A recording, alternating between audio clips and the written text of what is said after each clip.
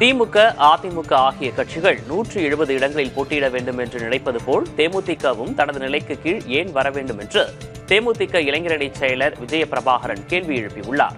கிருஷ்ணகிரியில் தேமுதிக நிர்வாகி இல்ல விழாவில் கலந்து கொண்டு பேசிய அவர் 2011 சட்டமன்ற தேர்தலில் தேமுதிக சார்பில் வெற்றி பெற்ற 29 பேரில் சுமார் 20 பேர் இப்போதும் தேமுதிகவுக்காக செயல்படுவதாக கூறினார். கூட்டணி தலைமையை வெற்றி பெற வைக்கவே 20-30 தொகுதிகளை கேட்பதாக அவர் கூறினார். திமுக, அதிமுக உங்களுக்கு ஒரு ஸ்டாண்டர்ட் வச்சிருக்கீங்களா? நாங்க இன்னைக்கு 170 சீட்ல நிப்போம், 180 நிப்போம், 150 நிப்போம்ட்டு உங்களுக்கான மரியாதை, உங்களுக்கான லெவல் உங்களுக்கு ஒண்ணு இருக்குல்ல. அப்ப அதே தானே எங்க கட்சிக்கும் இருக்கு. நாங்க எதுக்கு அது கீழே வரோம்?